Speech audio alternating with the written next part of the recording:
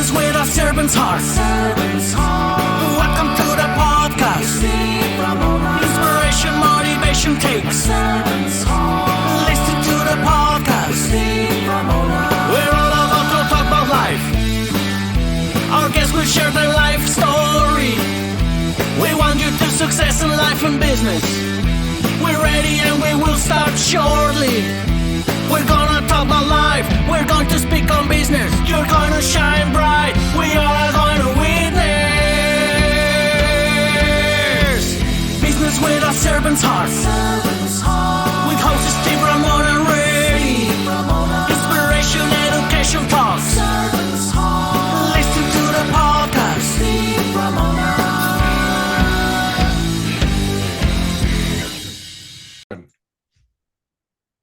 Welcome, everyone, to Doing Business with a Servant's Heart podcast.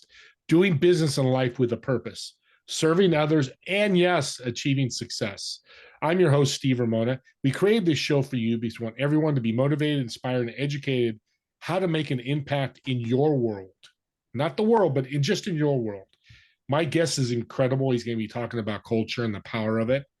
But I want you to think about, while you're listening to this great guest, is how will you serve today? And with that service, what impact will you create today? Don't want to wait till tomorrow. Yesterday's gone. Let's start today and move forward with that. I want to thank my sponsor, pitchdb.com. Be an incredible guest on over 3 million podcasts, speak at over 11,000 conferences, and speak on radio shows, television shows. Find that database to be a thought leader, or a pot leader, but that's probably not good, a thought leader platform with a credible opportunity to show who you are.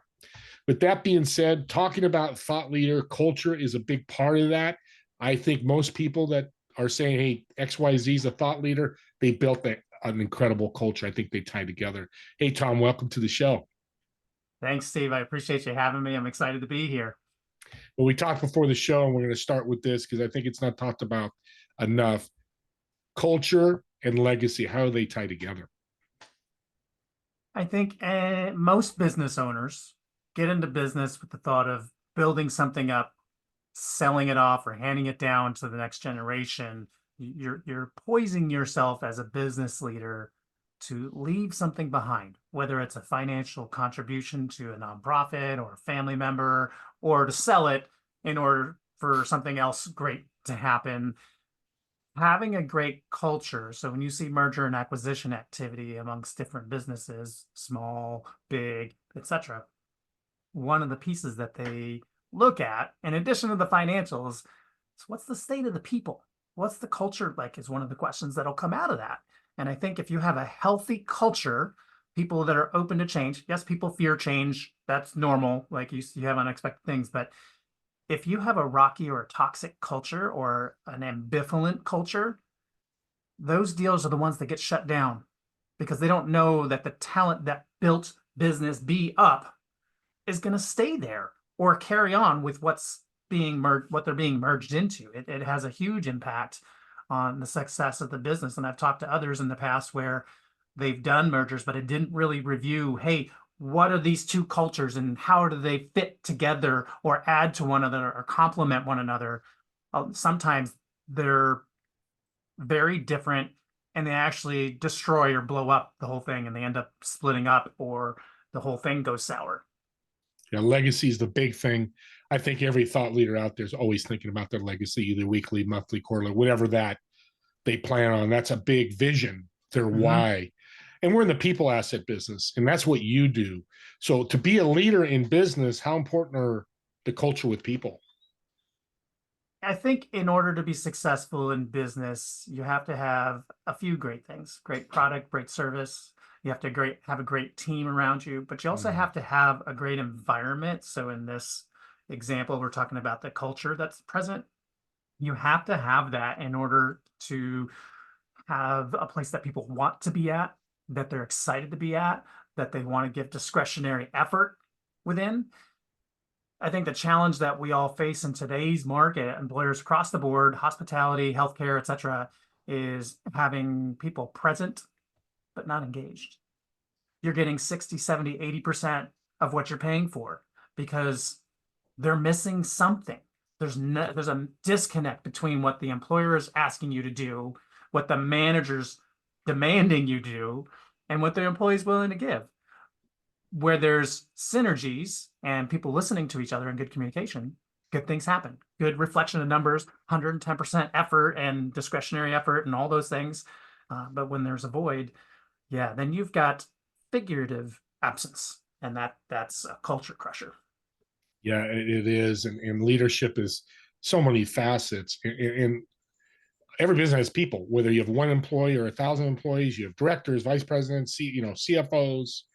What is one challenge that a business has with culture that they can fix fairly quickly? I would say one quick thing is that they can ask their people what they're looking for in the organization. And they miss out on this opportunity. They make assumptions. Well, they joined us because they wanted to be in this wealth management firm and provide a legacy for people. They could do that anywhere, right? They came to you for a specific reason, or these 3 specific reasons. And so there's a huge emphasis on a talent attraction standpoint and a talent retention standpoint to have the right culture in place and use it as a tool to build that legacy that we started that conversation with, but also to carry a message to both the internal customer, the external customer, the people that see it on the outside, the ambassadors and so forth. There's a huge impact across the board. What's the journey look like when you take on a client? Do you look at the culture first, do an assessment, move forward? And how does that look if somebody's listening, like, okay, what does Tom do for my culture?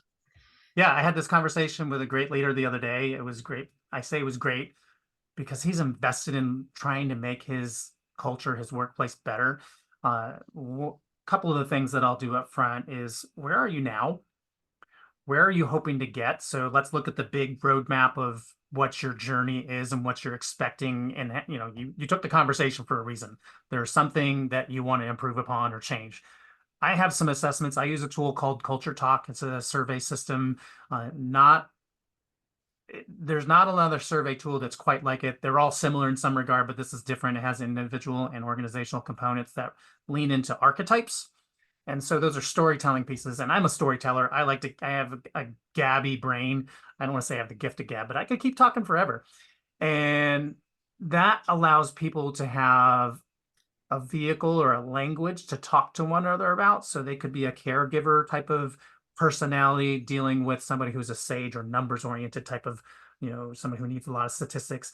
That caregiver wants some of that warm fuzzy piece. They want to take care of you. Whereas that sage has a different piece to them where they need to have all these facts and figures. And so knowing people's strengths and behavior styles, if I know I've got to talk to somebody warm and fuzzy, all right, I've got to lean into that a little bit, draw some of that out of myself, even if it's not 100% natural. Introverts and extroverts do this all the time, probably more so introverts. They have to draw upon that part to have conversations, especially if they go to a party where they, part of their bodies are like, no, don't go. And the other side of it is, all right, I've got to be out there. I've got to make myself a little uncomfortable to meet new people. The other side is knowing when people are on the defensive, and that comes with archetypes too. So you have kind of what Culture Talk references as their strengths and their shadows. So people get under duress, people get stressed. They have family stuff going on, they have work stuff going on, they have neighbors, right? Get off my lawn sort of stuff. All those elements impact how you communicate with people and how you show up every day, whether it's at work or otherwise. But having these vehicles to use as an assessment tool to help people identify, this is who we are as an organization, this is who we are as leaders or individual contributors, but these are my colleagues and coworkers and customers, and I can start to spot and identify how I can best communicate with them. So that stage setting of using that assessment allows the customer on the end to know, all right, here's something we sort of knew, but we didn't really measure. So we weren't sure. And they come up with some surprises and they start to see, all right, I'm this type of personality or I'm this type of business, but I'm trying to attract the Dunkin' Donuts community or the Starbucks community. And they're really about X and Y and Z. How do we get there? And so we have starting point, end point. Now we have some measuring sticks so we can start to fine tune. All right, here's what this journey looks like. Here's how we're going to have to recraft some of that messaging from a candidate retention standpoint, from a client acquisition standpoint. It really all depends on what part of the culture they want to tap into. Scorecards are huge in business that are not being used. I love that you did that. Sports We have a scoreboard for a reason. It tells us who's winning and losing and who at the end won and lost. The scorecard for businesses, because it gives you information as it changes, instead of like, Tom, I think my culture is getting better, but I can't prove it to you. I just feel it. And that's the biggest answer I get from folks is, what's your culture like? And I was just about to put out some posts of, sort of a poll situation to figure out, hey, who has a great culture, and have them say me, or hey, I've got some work to do, and that sort of thing. But it's one of those, if you can't identify the attributes of your culture that make it great, then you don't know what you have. And whether you use myself or somebody else, there's some work to be done for you to learn more about what's going on. And that comes back to what I said, asking questions. What is our company about? What do our people think our company is about? Why did they join us? Why did they stay? So you have all sorts of engagement and survey data left and right that you can gather on top of that. But it starts with identifying what's our baseline and where do we want to end up. Now you have a start point, end point, and it's not always a straight line. It's a lot of zigzags. Kind of, I use the reference point or the story analogy of a road trip, right? You're going from LA to San Francisco.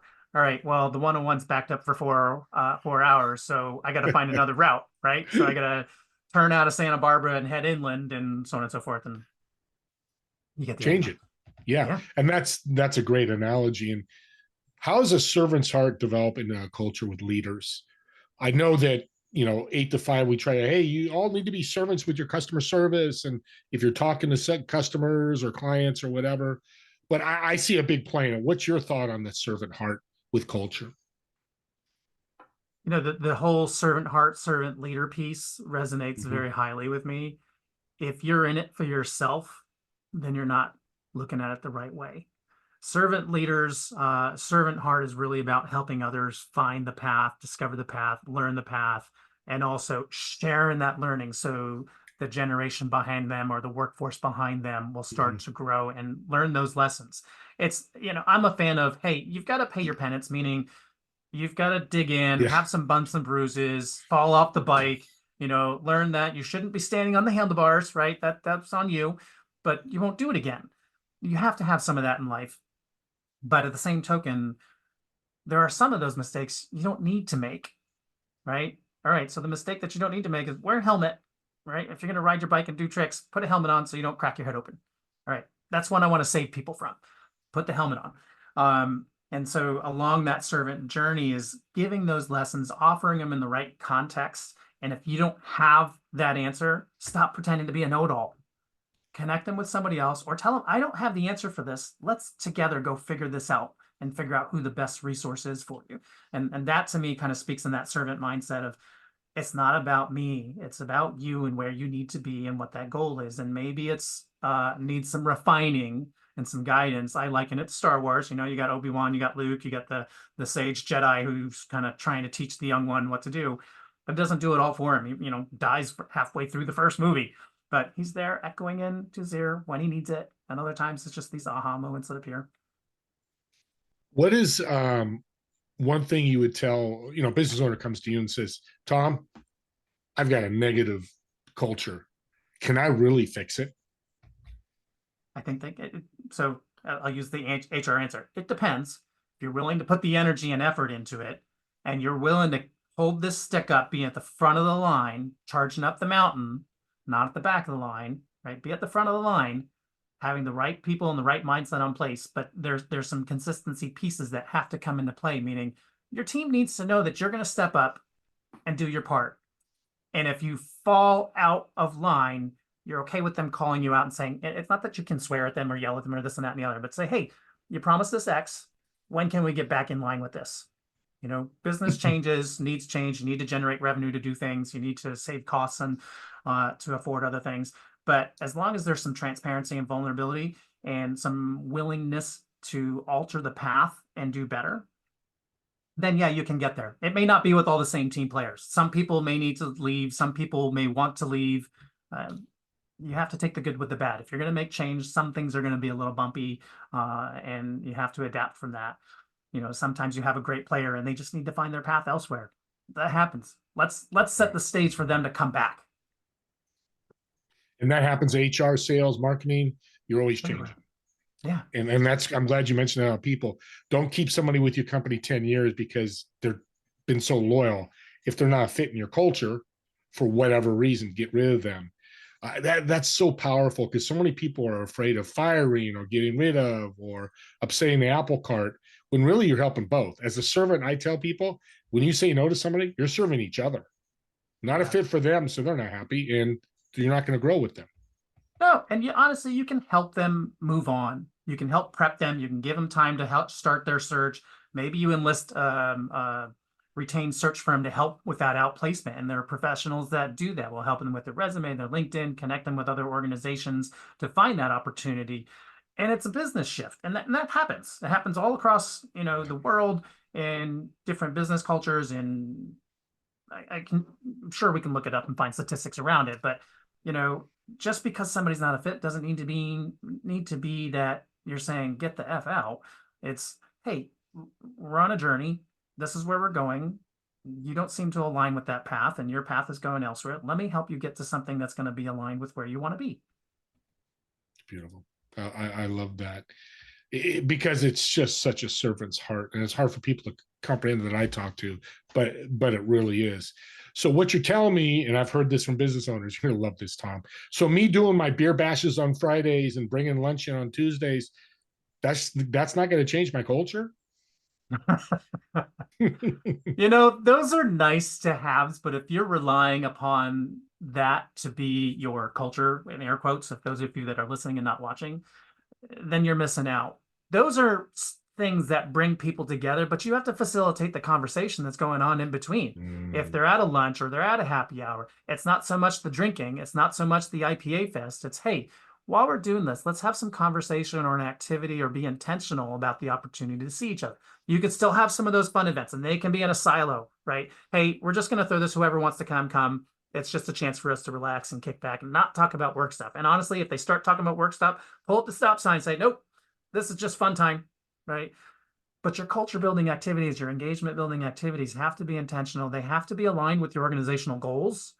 And if you're hoping that a beer bash or a ping pong tournament, is going to do that, then you're missing out. Now, if the ping pong tournament is around, hey, we're about charitable giving, and this is a fundraiser to bring people in and raise money for this school system, or, kids needing hats.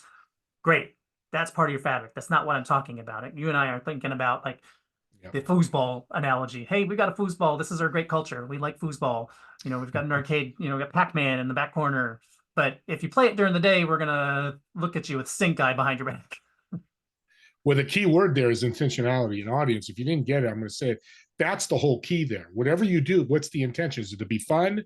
Is it to get together and talk about a project during fun? I mean, I agree with you. I think those things are great, but to think, hey, I'm going to throw it's throwing a Band-Aid on a problem that needs surgery. Mm-hmm. It just is only going to last so long. And then you come back Monday, you've had your beer bash Friday, and you're screaming at them on Monday. The whole culture just black holes down.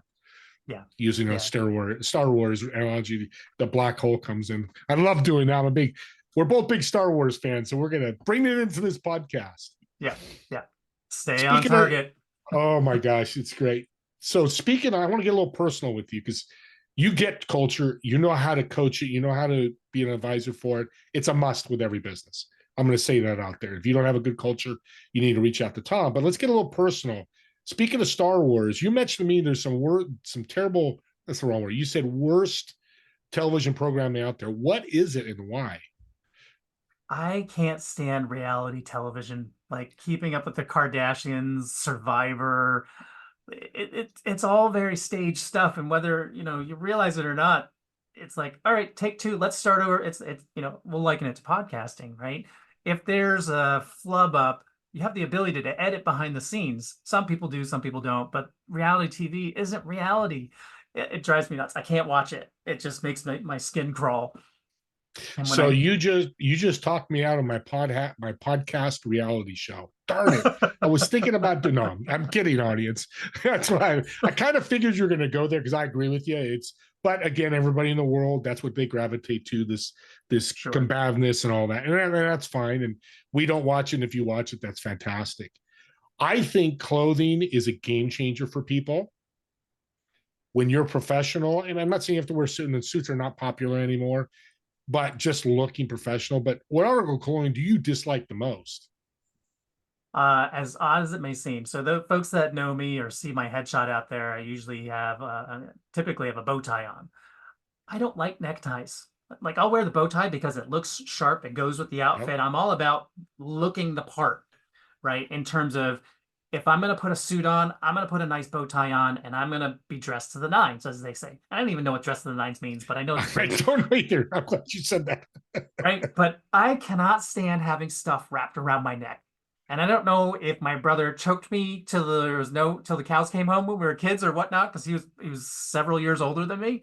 But I just that notion of having anything touching my throat just bugs me. And so it that neckties don't do it for me. I can't stand them. Well, it's interesting. I don't know why they call it dress to the tens, because 1 through 10, 10's always the best. So, but we won't go down that hole. That's a tough hole. We talked about legacy at the beginning. This what got my idea of starting the show with this, because I think, as I said, culture and legacy, they're so intertwined. They're brother and sister siblings together. But for you, when you retire, what legacy or greatest accomplishment would you like to leave? I think the piece, and I'll separate the work and the family piece. So I say retire, I think of that more of a work mode. So I think the legacy that I want to leave is that the people that I influence, whether as a direct mentor or coach or guide or business advisor, I want to be thought of as the person who inspired somebody to learn more, to be better than they were the day before. I don't mean that you need to go from rock bottom to 100% overnight or anything like that. It's just be better than you were the day before. And if I inspired somebody to do something more, help somebody out, help a neighbor, help a business, help a referral, make an introduction, just some little step more than they were willing to do before we met, then I'm thrilled, right? Then I've influenced somebody to be outside of their own comfort zone and contribute to greater society and community. This is why, audience, Tom is on my show. That is the description of a servant's heart, and why I want him on. Reach out to him, because that's who you want to work with. Whether it's Tom, who's got a servant's heart, me, whoever, always think who's that person out to help others first, because we've already taken care and worked on ourselves. And that's the other key. To be a servant, you got to be a servant to yourself first. I thank you so much for that message, because that's a powerful message. You're a rock star. So I'm going to say you're a business rock star with a Star Wars background. Yeah, there you ukulele go. to go with it. So how can people get a hold of you, Tom? I think two big ways to get a hold of me. You can find me on LinkedIn. I'm all over the map there. Not quite as much as the influencers, but I post a considerable amount, so I'm not hard to find. And there's only 3 Tomshins in the world. One of them is in Brooklyn or Queens, one of the other boroughs. Another one's in Austria, and then there's me. So find me on LinkedIn, and you can also find me at buildbetterculture.com, and I've got all my links there and lots of examples of stuff. And you'll see it's very me. So I'm not everybody's fancy. I don't pretend to be, but you'll see some audio examples, some video examples, some written copy. It talks about my approach, which is more, I guess, everyday layperson. I'm gonna have a conversation with you as if I'm going to the coffee shop or going to the restaurant or going to the hardware store. Hey, let's have a conversation. Can I help you? Maybe. Can I suggest somebody else for you? Maybe. You have a goal, you have a need. Whether or not I can solve it, let's talk about it. Yeah, fantastic. Is there anything you want to promote? I forgot to ask you before the show, but I'm going to put it out there. Any workshop, anything that you're doing that people can come see you? I just got announced our local region, our Disrupt HR Capital Region, has an event coming up June 6th. So I'm going to be blessed to be one of the presenters there. Mind you, 20 slides in 5 minutes. Should be pretty interesting. But I'm going to have a lot of fun. My friend Lynn runs that, and she's done a great job. She's on her 4th round, and really excited to be amongst those folks. And I know there's some really talented speakers, so I hope I live up to the standards that are set before me. I wouldn't worry about that. If I was local, I'd come see you, definitely, because I'd love to hear you again. And thank you again, Tom. This has been a brilliant podcast. It really has. It's been fun, but really educational to help people. And that's what I love about doing this podcast. And, with that being said, the education that Tom gave you, we have a reverse and forward button on these platforms, even on YouTube. Go through this podcast. I know people tell me, sometimes they're too long. You know what? This door is open. There's something here that might change your life, and it might be 5 minutes of the podcast.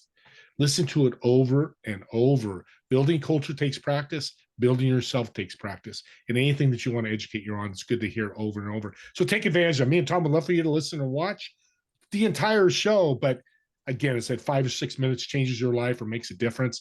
We're going to both be very happy, and his check will be coming to the mail. I'm just kidding. My check will be coming to him, that's for sure. And don't forget my TV show, Together We Serve, on Apple, Roku, Samsung, LG, every Friday at 2 p.m. Pacific, 5 p.m. Eastern. And doing business with a servant's heart, the servant's heart message I want to get out there. So I've built or created some shirts and hats. Wear that proudly, get that message out. I do it and go to church or whatever. People, hey, what's that mean? You know, I talk about the podcast, but it doesn't have to be my podcast. If you're out there teaching the servant's heart and serving people, this world would just be a better place. And we all hope that happens soon. And as always, I want to thank you all. Me and Tom want to thank you for watching and listening to Doing Business with a Servant's Heart. We'll see you on the next episode. Have a great day.